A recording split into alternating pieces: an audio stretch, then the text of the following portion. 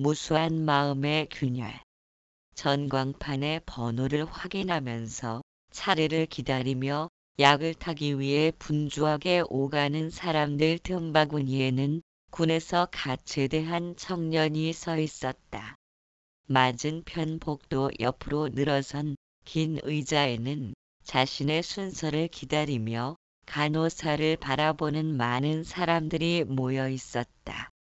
아픈 사람들이 정말로 많다는 생각을 하면서 건강하다는 것이 얼마나 축복을 받은 것인지를 생각하는 듯한 청년은 자신의 번호가 전광판에 나타나자 약을 타서 병실로 돌아갔다.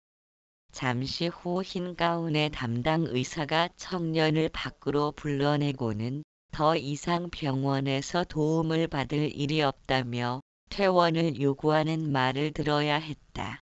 청년은 의학의 한계를 원망하면서 TV와 담요, 세면 도구 등을 정리하고는 어머님을 부축하여 택시를 잡아 집으로 돌아와야 했다. 어쩌면 어머님과 함께 택시를 타고 오는 이것이 마지막일지도 모른다는 생각이 고개를 들었다. 이제 겨우 환갑을 지내신 나이에 군대를 마치고 갓 제대한 아들의 장성한 모습과 재회를 나누지도 못하고 생을 마감해야 하는 바짝 마르고 야윈 어머님의 어깨를 청년은 조심스레 부여잡고 있었다. 흔들리는 택시 안에서 수술을 무사히 마치고 퇴원하는 줄로만 알고 계시는 어머니는 수술을 받았는데도 여전히 기침이 멈추지가 않는다는 하소연을 하였다. 운전사에게 천천히 달리자며 힘없는 목소리로 애원을 하고 있는 모든 광경은 청년을 걷잡을 수 없는 비탄과 북받치고 끓어오르는 설움이 되어 흘러내렸다. 청년은 눈물을 어머님이 볼세라 연실 창밖으로 시선을 주면서 하염없이 터져 나왔고 마음은 마치 커다란 차 유리가 수많은 균열과 무수한 조각으로 박살나듯 조각조각 부서져 내리고 있었다. 마음이 무수한 조각의 편린들로 이루어졌기에 그처럼 많은 갈등과 선택의 혼란으로 고통받고 있다는 사실을 청년은 알아차릴 수 있었다. 병원에서 가망이 없다는 진단을 내리고 길어야 1년 정도 사실 테니 맛있는 음식과 편한 마음으로 쉬다 가시는 것이 나으리라는 것이다. 시한부 인생의 사형 선고를 받고 집으로 돌아왔다. 그러나 그런 사실을 까마득히 모르는 어머님은 건강을 곧 회복하리라는 일말의 희망도 점점 번져가는 암세포를 무찌르기에는 역부족이었다. 시간이 흐를수록 더욱 고통과 입맛을 잃어가는 비참함은 앙상한 뼈만을 남기면서 엄습하고 있었다. 야속하게 흘러간 1년의 시간을 앞에 두고 그처럼 안타까워하는 어머님의 모습을 보면서 청년은 더 이상 두고 볼 수만은 없음을 느꼈다. 진실을 알려야 하고 사실을 알고 삶을 마감할 수 있는 여유를 갖고 자신의 죽음을 바라볼 수 있도록 해야 한다는 결심을 굳혔다. 청년은 조용히 어머님의 머리맡에 앉아 이야기를 시작했다. 옛날에 부잣집에 사는 외동딸이 어렸을 때부터 몸에 병이 들어 시름시름 앓고 있는 터라 부모님은 나라에서 용하다는 의원을 불러 좋다는 약은 다 먹어보고 온갖 처방을 다 해보았습니다. 그러나 차도는 전혀 없었고 날이 갈수록 병은 더욱 악화될 뿐이었습니다. 그러던 어느 날 어떤 스님이 찾아와 내가 당신의 딸을 고쳐줄 테니 그 대가로 당신은 이 마을 뒷산에 절을 한 채 지어 불사를 하라는 말에 부자는 흔쾌히 승낙을 하였습니다. 스님은 딸의 방으로 건너가 아무도 들어오지 못하게 하고는 누워 신음하는 어린 소녀의 머리에 손을 얹고는 이렇게 말하였습니다. 얘야, 너는 태어날 때부터 병을 앓기 시작한 것이 벌써 10살이 넘도록 낫질 않아 부모님께 불효막심한 죄만을 지었구나. 이제라도 내가 부모님을 위해 할 수 있는 마지막 효도는 사실상 너의 병은 막중하여 살아날 가망이 전혀 없구나. 그러니 하루속히 내가 빨리 죽는 것이 그나마 너 때문에 고생하는 부모님의 시름을 덜어드리고 돕는 것이 아니겠느냐. 스님의 얘기를 찬찬히 듣고 있던 소녀가 자신을 돌이켜보니 정말로 자신은 부모의 속만 태우고 심려만을 끼쳤을 뿐 기쁘게 해드린 적은 한 번도 없었다는 생각에 살고 싶다는 희망을 떨쳐버렸습니다. 그러자 신기하게도 마음은 차분히 가라앉고 홀가분해지는 것이었습니다. 그날 이후로 얼마 지나지 않아 소녀의 병은 씻은 듯 말끔히 나아버렸다고 합니다. 청년은 그 이야기를 하고 난 후에 용기를 내어 말문을 열었다. 솔직히 말씀드리자면 어머님의 목에 난 수술 자국은 수술한 것이 아닙니다. 수술을 할 수 있나 없나를 검사한 것이고 워낙 허약하신 탓에 수술은 하지 못했고 이제 사실 수 있는 날은 얼마 남지 않았습니다. 청년은 목에 침이 말라 간신히 얘기를 끝마쳤고 이대로 어머님을 보낼 수는 없었다. 살 수 있다는 희망만으로 진실을 알지 못한 채 죽음을 맞게 할 수는 없었다. 어머님은 조용히 눈을 뜨고 천장만을 응시할 뿐 아무런 감정도 동요도 일으키지 않았다. 청년과 어머님 사이에는 적막한 침묵이 감싸고 있었고 더 이상 아무런 말도 할 힘이 청년에겐 남아있지 않았다.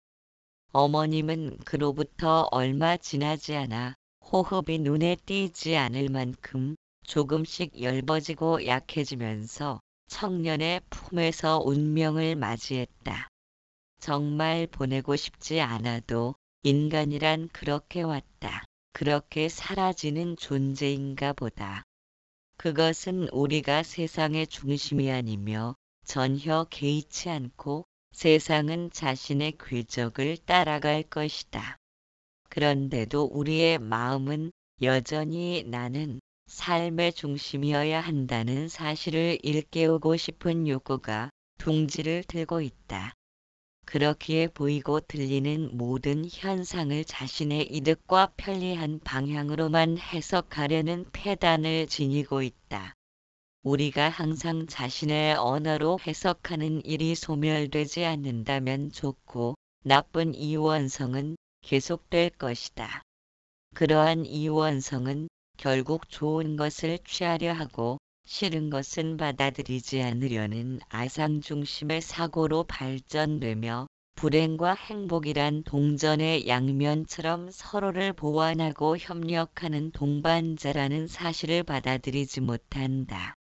우리는 두 발을 사용하여 한 발이 앞으로 가면 다른 발은 뒤로 숨고 한 팔이 앞으로 가면 다른 팔은 뒤로 숨으면서 걷는다. 새도 양 날개를 퍼덕이며 하늘을 날아다니는데 인간만이 한쪽만을 고집하는 편견에 사로잡혀 균형을 취하지 못한다면 마음은 항상 갈등에 쌓여 한쪽 날개로 날려는 새처럼 절뚝거릴 것이다. 옳고 그름, 행복과 불행, 밝음과 어둠을 조화롭게 사용하지 못한다면 마음은 조각난 단편들로 존재할 뿐이다. 그런 마음을 주체자라고 신임한다면 우리의 방황은 언제라도 계속될 것이다. 좋은 것과 싫은 것을 나누고 애착과 원망을 일으키는 마음은 더욱 분열된 상태로 조각날 것이며 양극단이 하나의 뿌리를 지녔음을 알지 못하는 마음은 결코 슬기로울 수 없다. 한쪽만을 취하려는 편협한 사고는 자신에게 다가오는 모든 것을 통해 배우려 하지 않을 것이기에 삶은 점점 고통의 늪으로 빠져들 것이다. 그러나 세상은 동전의 양면처럼 이루어졌음을 안다면 따로 취하고 버릴 것이 없음을 알기에 어떠한 환경이라도 굴하지 않고 완전한 조화로움 속에 살아갈 것이다. 고통의 원인. 우리가 고통받는 원인을 살피면 크게 세 가지로 나눌 수 있다. 첫째로 목숨은 한계가 있는데 이루고 싶은 많은 바람이 있기 때문이며, 둘째, 세상은 끝없이 변하는 흐름 속에 있는데도 변화에 저항하려는 집착을 지닌 때문이며, 셋째, 존재하는 모든 것들은 인연으로 이루어져 변하고 멸하는 것임에도 우리는 실체가 있는 줄 알고 추구하는 까닭이다. 이처럼 고통이란 알고 보면 변하는 것이 원인이 되어 일어나는 것이다. 모든 것은 항상 제자리에 있기를 바라는 집착심의 잘못된 소견으로 하여금 고통의 굴레가 돌고 있다. 즉 과거의 기억을 통해 변화에 저항하려는 노력을 집착이라고 한다. 집착을 안고 사는 사람은 잘못된 시간관념으로 인하여 둥근 원을 돌아가듯 시작과 끝이 없는 시간을 직선상에 놓고 바라본다는 의미가 담겨 있다. 그렇게 앞선 사람은 따라잡아야 하고 처진 사람을 밟고 일어나야 한다는 강박관념을 벗어나지 못한다. 항상 자신을 타인과 비교하고 타인에게 인정을 받고자 안간힘을 쓴다. 그에게 있어 중요한 것은 비교될 타인의 삶이 자신의 삶보다 더욱 가치를 지니게 되었다. 자신의 삶을 타인에게 평가받고자 하는 것은 항상 남보다는 내가 우선시 된다는 의미를 지닌 것이기도 하다. 따라서 비교할 대상을 간직하고 있다는 것은 아상 중심의 틀 안에서 움직일 수밖에 없다. 아상 중심적인 사고란 시간과 공간의 속성인 항상하지 않음과 늘 변하여 실체가 없다는 본질을 잃어버리고 타인과 비교되어야 자신을 알 수 있는 어리석음의 결과인 셈이다. 그렇기 때문에 아상 중심적으로 틀 잡힌 마음을 놓치지 않고 관찰할 수 있는 주시력이 있어야 한다. 내면의 모든 것을 지켜보는 객관적인 의식은 잃어버린 정신의 마음을 깨어나게 하는 원동력이다. 만일 우리가 언어로 길들여진 상대적인 시야를 벗어나지 못한다면 인간과 사물의 존재는 언제까지나 집착의 대상이며 아상 중심적으로 왜곡되어질 것이다. 세상의 모든 존재란 마치 허공이 품고 있던 물의 입자를 드러내서 구름을 만드는 것처럼 인연으로 모여 형상을 나타내고 있을 뿐이다. 따라서 삼라만상이란 결국 인연이 닿으면 사라질 수밖에 없는 한계를 지니고 있다. 우리가 늘 사용하는 마음도 원인이 있어서 결과로 나타나는 것이다. 보고 듣고 맛보는 등의 감각기관이 없다면 마음은 존재할 수 없다. 다만 생존에 필요한 음식을 섭취하는 등의 본능만 갖출 것이다. 이와 같이 마음이라고 부르는 것은 어떤 실체가 있는 것이 아니라 원인이 주어져야 나타날 수 있는 그림자에 불과할 뿐이다.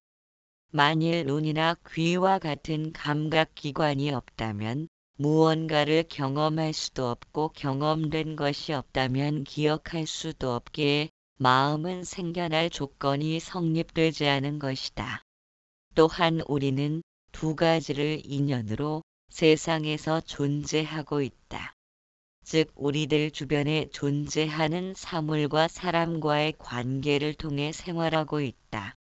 의식주를 통해 살아가지만 세상에 존재하는 모든 사물은 어느 날 갑자기 하늘에서 뚝 떨어진 것이 아니다. 원래부터 지구상에 존재하던 것들을 끄집어내서 사용하는 것들이다. 우리가 사물을 소유하고 사용하지만 그것은 우리가 태어나기 이전부터 존재하던 것들이며 다만 형태가 필요에 의해 잠시 달라졌을 뿐이다. 내 주변의 인연을 살피면 부모가 있고 자식과 형제가 있다. 나라고 불리는 육체는 잉태되면서부터 섭취한 음식물을 통해 성장한 결과라 나라고 불릴 만한 실체는 없을 것이다. 부모의 정과 기운을 통해 잉태되고 탄생했지만 부모 역시도 조부조모의 정과 기운을 통해 탄생되었기에 개체로서의 나라는 실체가 없기는 마찬가지이다. 이처럼 엄밀하게 따지면 나라고 불릴 만한 실체는 어디에도 없기 때문에 우리는 말하고 움직이고 살아간다고 생각하지만 실제로는 태어난 적이 없을 수도 있다. 태어남이 없이 존재하는 것은 소멸되지도 않는다. 그렇다면 인간의 존재란 육신의 생성과 소멸을 계속하면서도 업의 힘이 지느길에 바퀴 자국 남듯이 따라다니므로 생사에 관계없이 존재하는 무언가가 있다는 의미이다. 육신에 있고 없음에도 관계없이 존재하는 그것은 본래의 나일 것이며 삶과 죽음에도 영향받지 않는다면 소멸되지 않는다는 의미도 된다. 그럼에도 불구하고 그와 같은 불생불멸의 성품이 나라는 사실을 알지 못한 채 시들어가기 바쁜 육신과 마음을 나라고 부르기에 탄생도 있고 죽음도 존재한다. 태어난 존재는 반드시 소멸되어야 하는 필연의 과정을 거쳐야 한다. 늙고 병들어 사라지는 목숨의 한계를 지니고 있는 육신으로서의 나에 매달려 살아가기 때문에 불행을 외면하고 행복을 부둥켜 안고 싶은 나약함을 본능처럼 여기며 살고 있다. 매번 사라져가기 바쁜 세상에서 집착을 부여잡고 고통의 늪에서 허우적거리며 소멸되지 않는 참나는 잃어버리고 사는 것이다. 그렇게 그 짧은 생동안을 살아갈 뿐이므로 어떻게 해서든 행복을 소유하고 싶어 하고 고통을 멀리하고 싶은 나약함을 지니고 있을 것이다. 그러나 소유하고 싶어도 붙잡을 수가 없는 인생은 커다란 고통의 바다라고 표현할 수 있다. 우리는 많은 시련을 참아가며 삶이란 여정의 몸은 던진 나그네지만 우리들 앞에 삶이 주어진 것은 변함없이 한결같은 참나를 깨달아야 한다는 메시지를 전하기 위한 것인지도 모른다. 진흙탕을 뒹굴어도 저승보다는 이승이 좋다면서 세상에 대한 애착을 버리지 못함은 언제나 한결같은 참나를 잃어버린 결과일 것이다.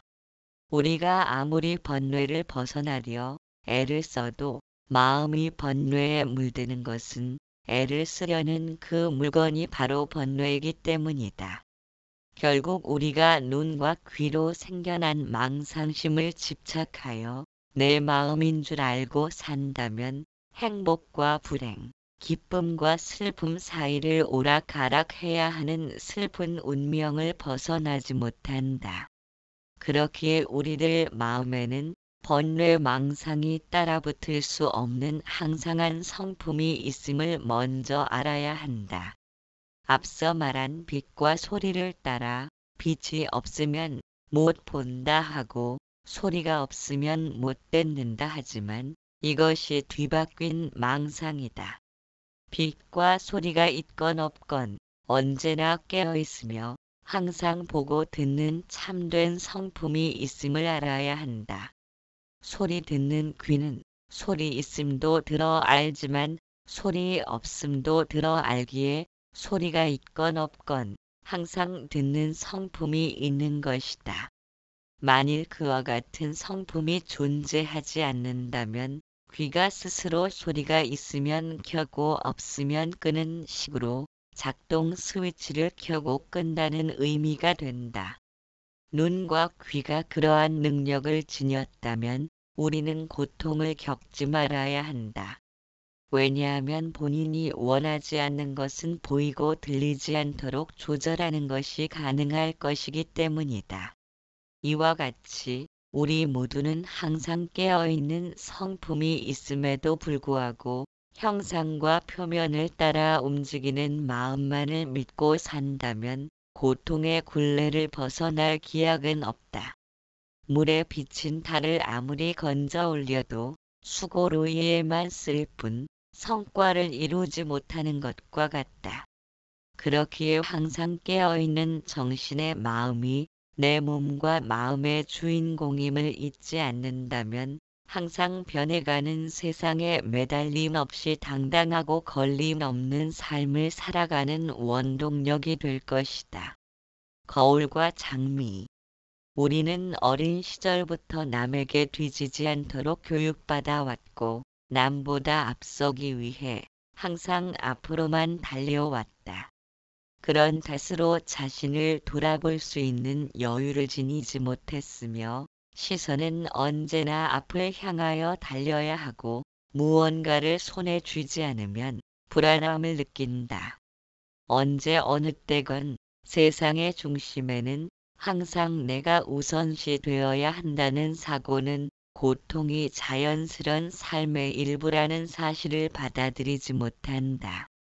따라서 자신만이 참을 수 없는 고통을 겪고 있다는 불공평한 느낌을 세상에 전달할 것이다. 이렇게 자신의 입장과 견해에만 갇혀 있는 사람은 언제나 고립될 수밖에 없다. TV를 보아도 이리저리 채널을 맞추면서 자신의 맘에 드는 것을 찾고 있다. 매사를 이런 식으로 보고 듣기 때문에 무의식적으로 마음에 드는 진실과 들지 않는 거짓으로 나누고 있다. 진실과 거짓이란 거울을 들여다본 인연으로 생겨나는 것이다. 자신이 거울 앞에 섰을 때 거울은 실체를 비추어 준다. 거울의 성품은 비어있기에 비출 수 있다. 만약 거울이 장미를 좋아하여 장미의 영상을 붙들고 있다면 거울로서의 역할은 끝나고 만다. 우리가 거울 앞에 섰을 때 나타난 영상을 보고 저것은 허상이고 이것이 실체이다라고 결론지어 버리면 그러한 분별을 바탕으로 실체를 애착하고 허상을 멀리하려는 노력이 마음을 지배하게 된다. 진실과 거짓으로 나누려는 사고는 과거의 경험으로 축적된 주관의 색안경을 쓰고 있기에 나타나는 것이다. 보고 듣는 모든 것을 자신의 입장에 맞추어 해석하려는 무의식적인 의도가 아상중심의 사고에서 비롯된 것이다. 아상중심은 항상 진실과 거짓의 이원적인 견해로 구분지어 세상을 바라본다. 그 말은 곧 거울에 나타난 장미의 모습에 웃고 울면서 굴곡을 겪는다는 것이다. 따라서 거울의 성품은 비어있기에 비출 수 있음을 알지 못한다. 우리가 내 마음이라 알고 있는 것은 거울에 나타난 장미의 영상을 일컫는 것이다. 장미의 형상을 쫓아 달리다 보니 거울의 텅 빈 속성을 잃어버렸다. 그렇기에 보고 듣는 즉시 욕망과 분노가 일어난다. 욕망이란 내 맘에 들기 때문에 소유하려는 애착으로 발전되어 간다. 생명을 지닌 모든 존재에게 필수 불가결한 욕망이 유독 인간에게만 잘못된 방향으로 노선을 잡게 된 것은 삶의 허무가 너무 깊게 흔들어대는 탓이다. 물론 인간은 홀로 왔다, 홀로 가야 한다는 사실을 부인할 수 없도록 외로운 존재이다. 그러나 그것을 욕망을 통해 해결하려 든다면 갈증은 결코 물러서지 않을 것이다. 그럴수록 더욱 심각한 폐단을 불러올 것이며 결국 멍에를 지고 욕망을 채우기 위해 급급한 생을 마감해야 한다. 욕망이 멍에로 작용하는 요인 중에 하나는 이는 그대로의 나를 보지 못하고 저렇게 되었으면 하는 나로 보는 까닭이다. 이것은 관념적으로 자신을 해석하기 때문이다. 관념이란 틀에 잡힌 생각을 말하며 생각이 틀에 잡히기 위해서는 언어가 핵심적인 역할을 하고 있다. 인류가 지구 전체를 지배하며 발전한 것은 언어가 지대한 공헌을 한 것은 틀림없는 사실이다. 인간은 언어를 통해 결속되고 강화되었다. 그러나 다른 한편으로는 더욱 심화된 갈등과 골 깊은 번뇌의 원천이 되기도 한다. 커다란 집단으로 나뉘면서 무수한 반목과 대립의 양상을 이루게 된 것도 부인할 수 없다. 그만큼 언어는 사람의 감정 깊숙한 곳까지 스며들었고 인간과 언어는 도저히 분리될 수 없을 만큼 결속되었다. 이제는 말 안 하고 산다는 것이 불가능한 일처럼 되어버렸으며 말이 통하지 않는 나라에서는 거의 동물 수준으로 취급된다. 인간은 언어로 뭉친다. 그러나 뭉칠 수 있다는 것은 분열될 수 있다는 말이기도 하다. 자신의 사상과 신념을 언어로 표현하게 되면 거기에는 정과 반의 대립이 나타나게 된다. 우리가 갈등에 쌓이는 원인은 애착과 원망을 드러내는 좋고 나쁜 분별을 통해서이다. 좋았던 경험은 반복적으로 재현시키려는 집착을 일으키고 싫은 느낌을 주었던 것들에 대해선 거부함으로써 감정은 높낮이를 큰 폭으로 유지하며 움직이는 까닭이다. 이러한 현상은 모두 언어가 생각에 달라붙으면서 관념으로 발전되었기 때문이다. 그렇기에 마음이 조용하고 정적한 상태를 유지하려면 내면에서 언어가 흘러다님을 멈출 수 있어야 한다. 우리가 언어에 중독된 폐단을 무심코 지나치려 한다면 거기에 마음의 평화를 실현할 진리는 없다. 왜냐하면 언어가 그림자처럼 따라붙을 테니까. 따라서 명상의 상태란 육신을 구속하는 것이 아니라 내면에서 언어를 망각하는 것이다. 조용히 명상의 시간을 갖고자 한다면 언어가 흘러다닐 때 즉시 놓아버려 비우는 것이다. 언어는 인간이 만든 최고의 발명품이면서도 아상 중심을 행하는 가장 커다란 족쇄일 것이다. 내면을